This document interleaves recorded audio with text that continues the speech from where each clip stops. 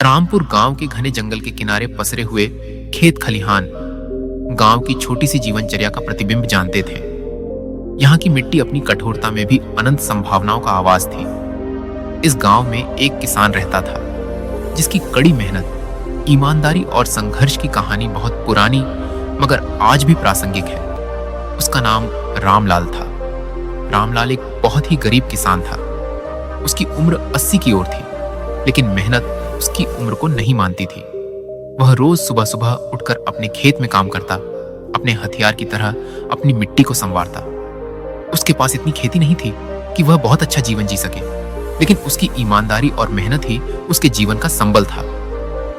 रामलाल का परिवार उसके साथ ही रहता था। उसकी प्यारी सी पत्नी और 2 छोटे बच्चे। परिवार का पालन पोषण कठिनाई से ही होता था। खट्टे गीत, सूखे खेत और गरीबी की छाया ने उसकी जिंदगानी को कभी आसान नहीं बनने दिया। फिर भी रामलाल का स्वभाव, उसमें धैर्य, ईमानदारी और सदा संघर्ष की प्रवृत्ति थी। वह अपने छोटे से खेत में ही अपने जीवन की आशा देखता था और रोज भगवान का नाम लेकर अपने भाग्य को सुधारने का प्रयास करता था। एक दिन का वाकया है। वह रोज की तरह ही अपने खेत में काम कर रहा था। मौसम बहुत ही सुहाना था। आकाश में बादल मंडरा रहे थे और हल्की ठंडक सबको आराम दे रही थी। रामलाल का मन उदास था। उसकी आंखों में थकान और संघर्ष का अनुभव साफ झलक रहा था। इसीलिए वह सोच रहा था कि अब अधिक दिनों तक यह गरीबी क्यों और क्यों नहीं दूर होगी। उस समय रास्ते से एक सज्जन आए। वे एक साधु थे, साधु महात्मा। उनका शरीर सफेद कपड़े में लिपटा था, माथे पर तिलक था और चेहरे पर गंभीरता का भाव। वे धीरे धीरे चल रहे थे।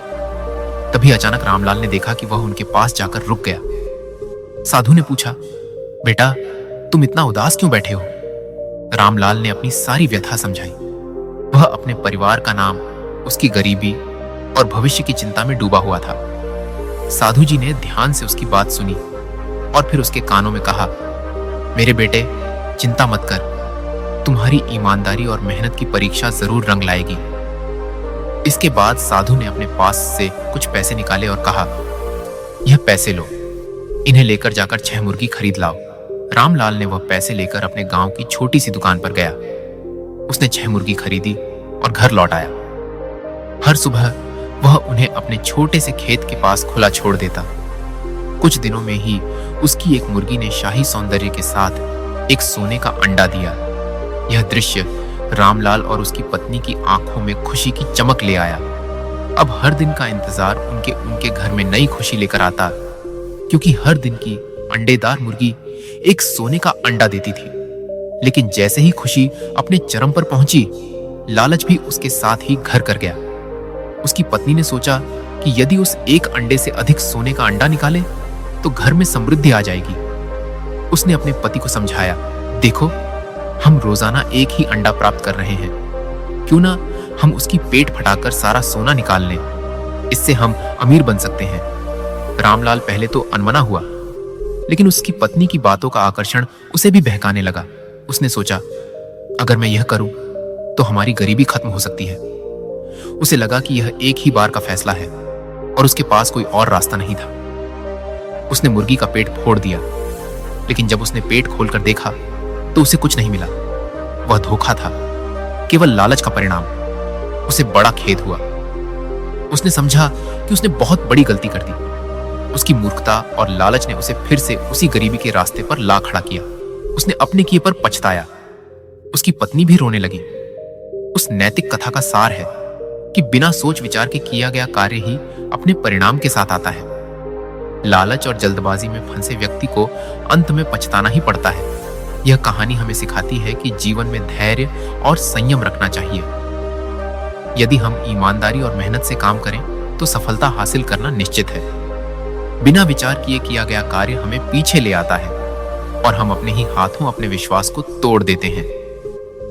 यह कहानी बहुतेरे जीवन की कठिनाइयों और संघर्ष की कहानी है, जो हर व्यक्ति को अपने जीवन में धैर्य और ईमानदारी का पाठ पढ़ाती है।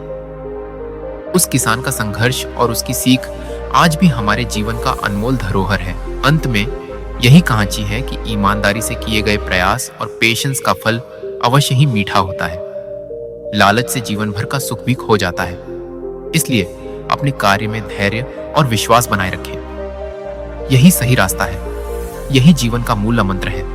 यह कहानी आपके ऊपर है और मुझे उम्मीद है कि इसमें मानवीय भावना, गहरी सोच और नैतिक शिक्षा का सुंदर मिक्सचर हुआ है। यदि आप चाहें तो मैं इसे और भी विस्तृत कर सकता हूं या इसमें और पात्र जोड़ सकता हूं।